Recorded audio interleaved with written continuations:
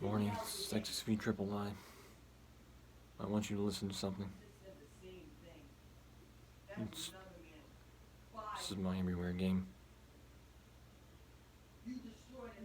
And what you might hear might be disturbing. I just want you to know, put it into perspective. You pushed it too far. You did. You just got warned the last time. It is not me. Nobody understands anything anymore. I can't talk to you. My father can't. People can't stand me. My father. He doesn't even know why. We have convinced everybody that we are. That's what happens. People don't want anybody to be with anybody anymore. They don't want me to be with you, and I want to. They don't want you to be with me. People have nothing to say about this relationship. He just said the same thing. You just told that man where to go. I've seen a video like this before. That's my mother right there. Basically, she's rambling. She's talking to herself. She's speaking incoherently. She's talking about. She's being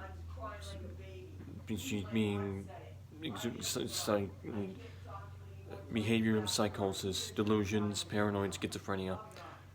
This is what happens when you do not accept the loss of a loved one or somebody, and she cannot accept the loss of my father.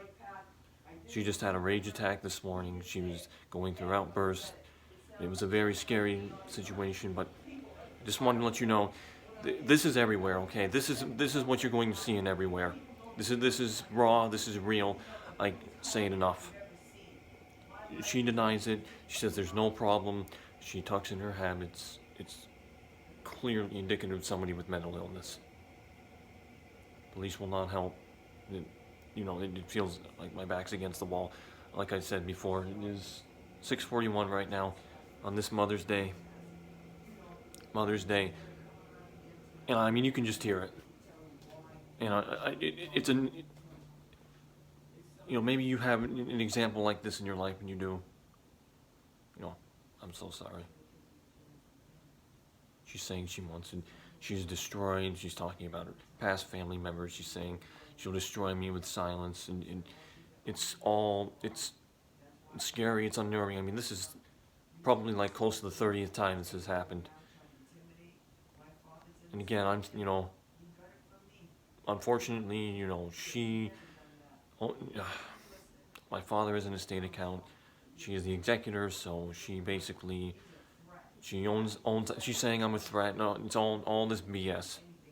It's all psychosis. She's just conjuring up excuses. She's going to destroy herself. She's going to run out of life. She's going to destroy herself. She'll just keep rambling and rambling and rambling. She thinks my father is going to make a physical redemption, and that's not going to happen. Her and my father were soulmates. She cannot accept the loss. It's somewhat grief, but if I recorded this video probably about 25 to 30 minutes prior, you would have heard rage, just untamed emotion, scary.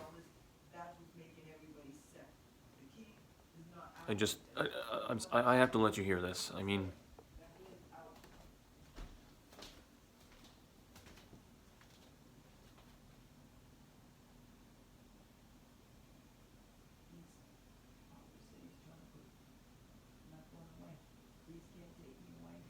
hear that? She's saying right there. See, she's gone. Psychosis. Sad.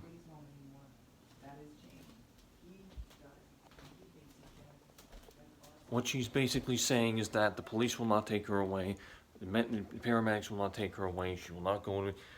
She's ultimately afraid of losing her house, this house, and losing her daughter, my sister. It's clear psychosis. Clear psychosis. She's having. She's snapping. She's like it's almost like also she has like a dissociative identity disorder.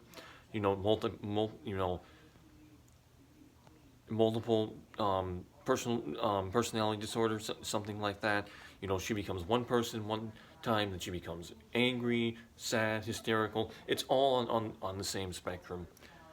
And you know, let me show you something, okay? Let me show you. This is my little sister right here. Can you say hello, honey? Hello, Daddy. Oh, she's saying hello.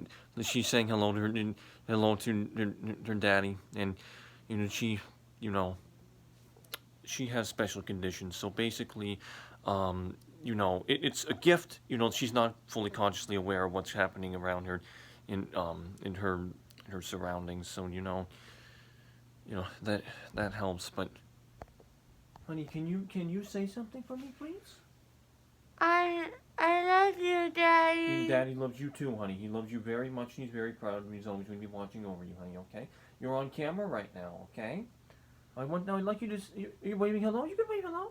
You can wave hello. There you go. You're a sweetheart, honey. You're Daddy's honey bunch angel, right? Yeah. Yes, you are. Heartbreaking.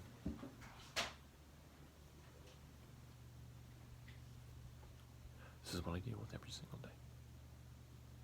As I said to you, this is real. She'll do it again. That's all she needs to say. He's coming. Hey, Aaron? Yes, honey, what is it? Does Sailor Mars need new berries? Well, Sailor Mars does not require batteries, honey, okay? She's just plastic, okay? She's not animatronic. plush. Yes. She had a plush doll, then you have the tall dolls, okay? Okay. You know, that's my sister. That's Okay. that's my. It's okay. You know, I'm just telling you right now. What you saw is very real, and you know, if anybody from Build a Rocket Boy Games or Leslie, if you're watching this, okay, I just want you to know the hell I'm going through right now. You know, my aim is to help you and Build a Rocket Boy Games out, and you know, I'm going to keep doing that. But at the same time, you know, it's pardon me. It is, you know, this is how it is. And, you know, in addition to, you know, doing my little marketing campaign for everywhere, you know, I put up with this every single day. And, you know, I take care of my sister, and, you know, I'm her full-time caretaker, and, you know, I'm still, taking care of all the fronts of the family. Basically, without me, you know, without my father, it's devastational. Without me, this family's going to fall. And I'm taking over this family because my mother does not have the capacity to take care of herself. And again, if I recorded this earlier, you would have heard the rage. And you know, I'm sure people have heard this before. It's not anything new, but it's sad when you have to see somebody go through, especially when somebody has endured the same predicament, the same situations you have. They can relate to that, and they're sympathetic and everything. And I'm sure there are many people who can express that. But I mean, she will do this again. Okay, she will do this again. She'll go into rage, anger, aggression, outburst, and she'll say, my husband's never coming home, my husband's never coming home, he's never coming home, I did it, I did this, I did that. Just, it's all indicative, it's all really indicative of delusions and psychosis. And she's getting away with it. And, unfortunately, some of my family members are condoning it, saying there's no problem with it. And I don't feel safe in this house.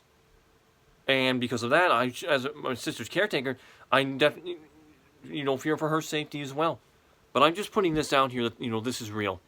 It is very real. And she's hiding it, and I'm thoroughly, I'm kind of thoroughly disgusted with the system, for not intervening, not doing enough. And it's, she should be in an assisted living facility. What I want to do is, do what my father did, pay down the mortgage of this house, pay off our car. I want to just own this house, or, live in this house with my sister and take care of her until my passing breath. That's how it should be.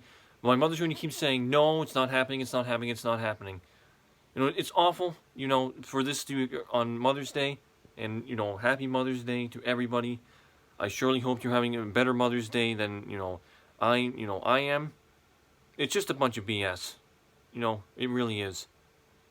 Especially when you feel like you have no one to talk to, your back's against the wall, and, you know, the sad thing is some people don't have another alternative. They have a road or an avenue to go down to, and, you know, they run out of life and they commit suicide.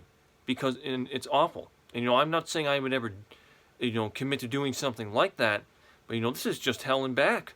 It's going through rings of fire over and over and over and over again, and she's not going to get it. You know, when it's this severe, the only way out is through the legal system. And, you know, unfortunately with the legal system, it's not guaranteed. You know, because you have to pay big dollars, thousands of dollars, you know, to get the correct lawyer, you know, work for you, you know, get that vindication for you, and it's not guaranteed. And other than that, you know, it could take weeks, you know, to months, you know, maybe even longer than that. But again, you know, this is XXV and I mean, I just, you know, I had to show. I love my mother dearly. I'm always going to. You know, the loss of my father, you know, it hurts me. I'm grieving too. But, you know, there's a way to approach it.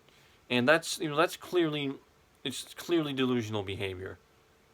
And all of her doctors are saying that they can see nothing. And you know why they're not seeing anything? Because it's like what one of my neighbors said. She's getting by on her words and not by her deeds. She's hiding it.